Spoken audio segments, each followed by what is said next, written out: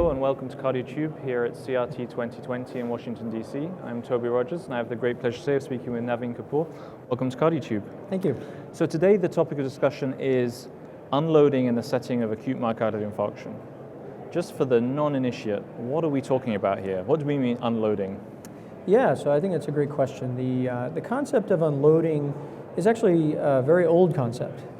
It goes all the way back to our fundamental physiologic principles of what is ventricular load.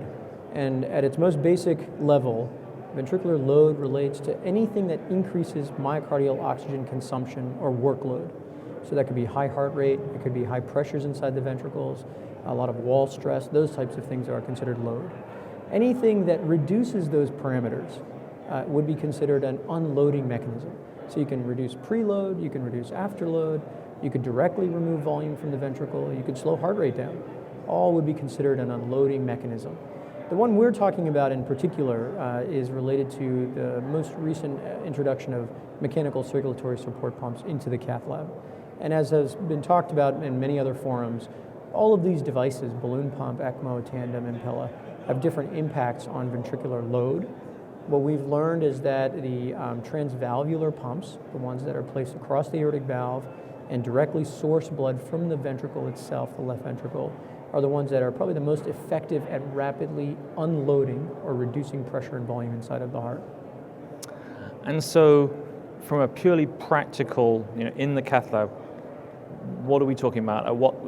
In terms of sequence of events from presentation with AMI, how would you play it out? Yeah, so the STEMI DTU trial is built around patients with anterior STEMI.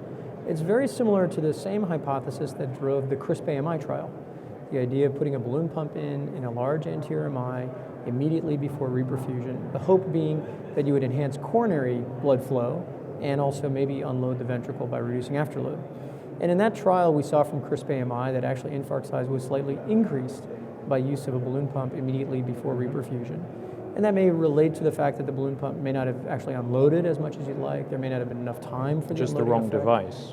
Potentially the wrong device or the wrong use of the device. In fact, I think if the CRISP-AMI group had done a pilot trial and maybe waited 30 minutes, maybe they would have seen something. But what we've seen is that built over the last 7 years, there's been a lot of fundamental molecular, physiologic, preclinical vetting of the concept of transvalvular unloading.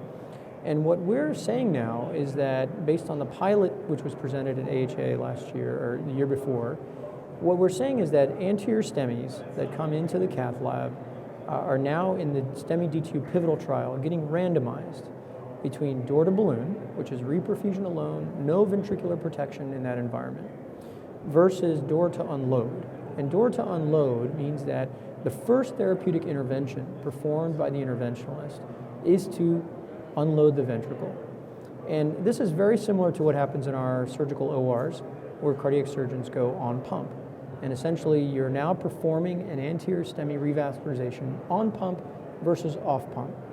And by going on pump in the door to unload arm of the trial, what we're learning is that once you start to rest the ventricle actually starts to become non-ischemic, even in the presence of a persistently occluded coronary vessel, epicardial vessel. And there's a lot of physiology behind that. Many labs around the world have demonstrated this concept of functional reperfusion. By essentially resting the ventricle, there's enhanced microcirculatory flow, and there are biological changes in the ventricle that actually shut down ischemic damage. And what we learned from the pilot was that actually if you unload and wait 30 minutes, in the patients with the largest ST elevations, those patients actually had smaller infarct size. And in fact, with ST elevation greater than 6 millimeters across the precordium in a small pilot, which is not meant to be definitive by any means, there was a statistically significant reduction in infarct size in the unload and delay arm versus unload and immediate reperfusion. So that's what led to the pivotal trial being designed this way. I mean, what's special about an LAD occlusion? Why anterior? Is it just larger muscle mass at risk, or what's wrong with a circumflex or a right coronary? Should the principle stand up with any infarct? The principle should stand up with any infarct, although most distributions of the right coronary are going to be very variable in terms of their impact on LV, and as you know, it's very hard to infarct an RV. the circumflex, also the distribution, is going to be a smaller area at risk. So really one of the major determinants of myocardial damage or infarct size is the area at risk itself. So those prox LADs, large anterior ST elevation sums, are the ones that we're going after in the trial. These are the patients who are at highest risk for developing heart failure after an infarct. And I think that's a key point that you bring up, because it's very important for our interventional community to understand that this trial, the endpoints of this trial, are really focused on things that will determine whether a patient develops heart failure, not whether they survive. We know that in the current dirty balloon era, mortality from an anterior STEMI is actually quite low. But the subsequent effects of an anterior MI, I think there's a lot of data to suggest that actually larger infarct size correlate with higher risk of developing heart failure within 1 year, within 5 years. And for folks who are out there are saying, well, I do door to balloon times and I got great results and I never see my patients in the heart failure clinic, they do great. Now that may be true for a lot of patients, but actually one of the major determinants and the reasons why we have a tsunami of heart failure patients is because of ischemic heart disease, and these are patients with the infarcts. So reducing infarct size is the ultimate endpoint of the trial. And this 30 minutes has sort of become not the gold standard, but is the in the trial, that's the plan. So you unload, you wait 30 minutes. Where does that number come from? Yeah. Why 30 minutes? Why not 15? Why not an hour? Correct. So it's a great question. And in fact, what we're learning also by conducting the pilot trial in patients and with a lot of preclinical work is that actually that 30-minute period is a necessary and required element for the effect of unloading to be cardioprotective. During that 30 minutes, there are a number of changes that occur in the myocardium at the molecular level, at the signaling level, and at the mitochondrial level is what we're learning more recently. Now, we've performed studies looking at whether or not you can do it right before reperfusion, immediately after, 15 minutes, 30 minutes. But I think one of the most telling pieces of data we learned from the pilot study is going to be presented at EuroPCR. And what we learned actually is that if you took all 50 patients in the pilot, everyone got unloaded, and you started to create a regression plot of infarct size versus the duration of unloading before reperfusion. Actually, the patients who had the longest exposure to unloading prior to reperfusion had the smallest infarct size. And this goes completely against the concept of ischemic time, where in fact, the more duration you have of coronary occlusion, you should be seeing that slope go upward. And so what we actually think is that 30 minutes is probably just the beginning. And in fact, it may be that actually in the future, if of course a lot of the science pans out, that actually waiting longer might actually be superior. But I think at least for the initial phase... Which certainly challenges what is ingrained into us in the cath lab, which is it's all about door to balloon. You've got to get the vessel open as fast as you can. That's and you're correct. saying actually you should put the balloon pump in, sit back, have a coffee, let it work, and then come back at some point to be determined that's correct. in the future. Now, I wouldn't put a balloon pump, but I do think that if you can get any unloading device, balloon pump. any unloading device in, then I think it could work. Yeah. And that's why I did say the comment about CRISP-AMI, that it is possible that if they had studied the entity enough, it's possible that they could have had a conditioning effect. But and one other sort of challenge question, I guess, there's been a big drive to move towards radial access for PCI, and one of the benefits of radial is reducing bleeding and vascular complications, particularly in acute patients in whom you're giving lots of antiplatelet drugs, lots of anticoagulants.